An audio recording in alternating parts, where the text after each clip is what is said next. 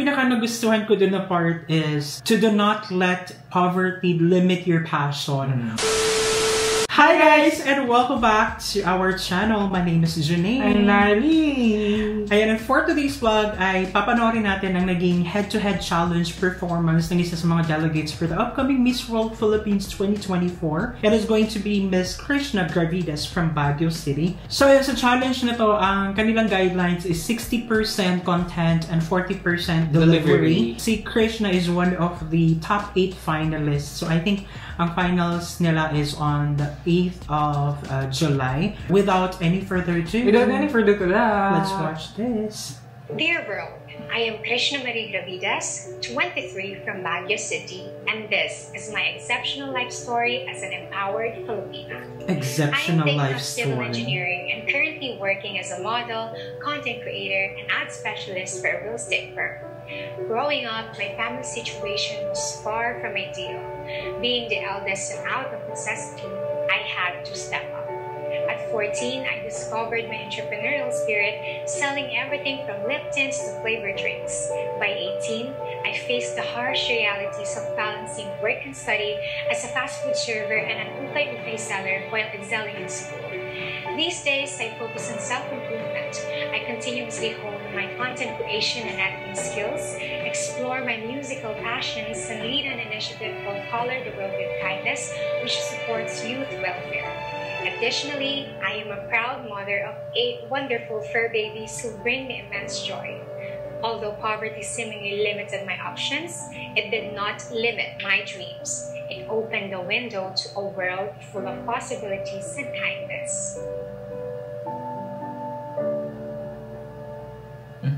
Hello. Ang pinaka nagustuhan ko dun na part is to do not let poverty limit your passion or limit kung hanggang saan yung kaya mo. There's a lot of ways for you to be able to discover the world. Ang daming opportunities eh. It's just depends upon us kung hanggang saan. Hanggang saan natin kayang i-discover yun at hanggang saan natin kayang magtiyaga. Kung si Jasmine Omay, ginawa niyang Dear Little Self, Love Letter. Ito naman, Dear Diary. Kasi nagsusulat siya sa parang notebook, diba? Krishna, good morning. Doc. Nice seeing you today. Nice to see you again. Okay, so an ukay-ukay vendor in the thrift shopping capital of the North. How do you think ukay-ukay plays an important role in our economy? And as an ukay-ukay seller, I observe that fast fashion is a trend now. It's because it's cheaper and it's trendy, and we can conveniently order clothes online whenever, whatever we needed it to. So, as an ukay-ukay seller, I also contribute through my personal ways, of course, through selling thrifted clothes. During pandemic, I was fortunate enough to put up my small business. So I was importing boxes of thrifted clothes from Korea and also from Dubai. And that's my personal way of contributing to stopping fast fashion today. But personally, if I have the chance to, an opportunity to tell everyone and encourage everyone, I would say that we can, buy less clothes. Of course, we can rent clothes and we can do our initiatives in order to stop fast fashion. Whenever someone visits in Baguio, they always ask me, where would you want to take me? And then I always say it depends on you. But personally, if I have the choice, I always take them to Hilltop Baguio. So it's a known area in Baguio where you can actually get ukay-ukay gems. So that's like a rare or selection kinds of clothing. So that's also my, the greatest contribution that I always provide to the community. So I hope that everyone can emanate that as well. So thank you.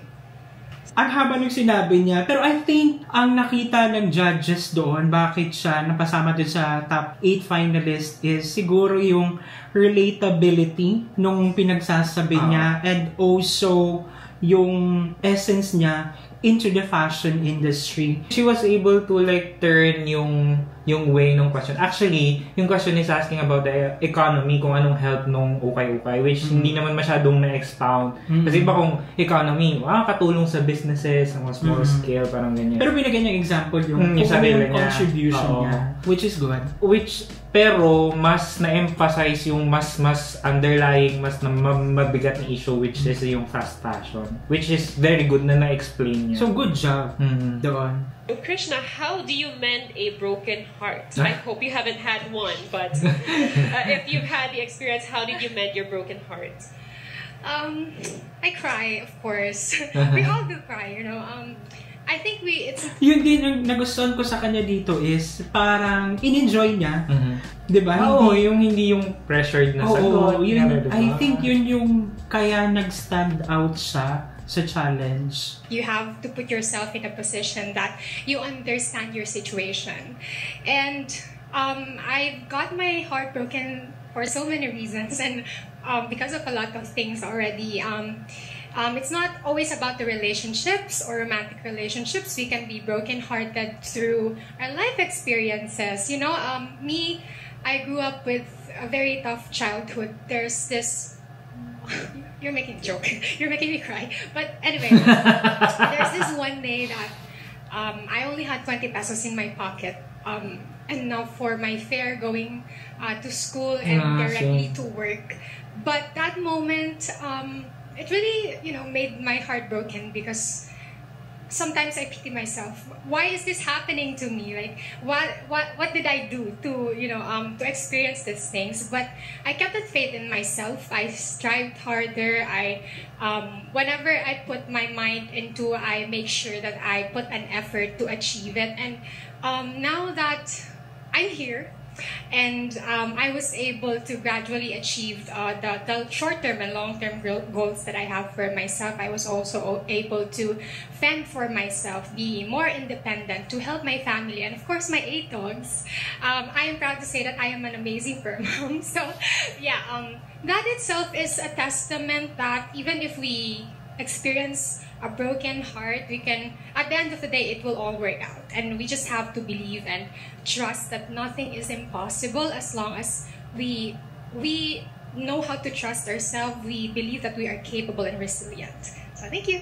Nice. Ayun. So, ang nakukuha ko doon is content-wise, ang taas ng score sa content. Kasi yung delivery, si Krishna naman, alam naman natin, hindi siya perfect talaga na yung pagka-deliver. Pero, para sa akin, yung mga sinabi niya doon, bumenta siya. Kasi sobrang relatable yung, sino ba naman ang hindi naka-experience nung ganun? Siguro yung mga anak mayaman, nagipit ka nung nag-aaral ka. Yung tipong, alam mo yun, ako, siguro ang maano ko is, yung tipong dati nung high school. Kasi di ba mga may kaya yung kasama mo sa school and yung tipong pag lunchtime, mag-share sila ng ulam. Pati pag recess, mag-share sila ng tinapay sa akin. Ganon. Na-experience ko yun. Wow, nakirelate. Krishna. So, naman siguro, nakita ko dito yung how she compose her thoughts, ganyan, and deliver it. Na, how do you turn a casual question into something meaty and mas ma-expound mo pa siya better? Which nagawa niya ng maganda kasi meron siyang like, alam niya kung paano siya mag-intro, alam niya kung paano siya mag-gitna na marami siyang na-touch ng mga bagay. At ang pinaka-importante strong yung conclusion niya na bumalik ulit dun sa question. Kasi otherwise, hindi niya mabubuo yung whole set na impactful. Okay, good job. Yes. So ikaw, ano ang kwentong 20 pesos mo, Charing? Hindi, relate ako kasi 20 pesos din ang baon ko high school. High school na lang, di pa mabanggit kasi laway-laway pa. 20 pesos yung baon ko nung high school. So it's enough para sa 5 piso na pamasahe sa tricycle. Tapos pabalik, 10 na yun. So yun guys, and thank you so much at sinamahan niyo kami sa nagdaang reaction video. If you've liked this video, don't forget to give it a thumbs up. If bago kayo sa ating channel, don't forget to subscribe. Hit that notification bell para updated kayo sa ating mga next uploads. Ayun guys, thank you so much for watching our videos. We have a lot of videos done and we have a lot of videos coming. So keep watching us. See you in the next video. Bye!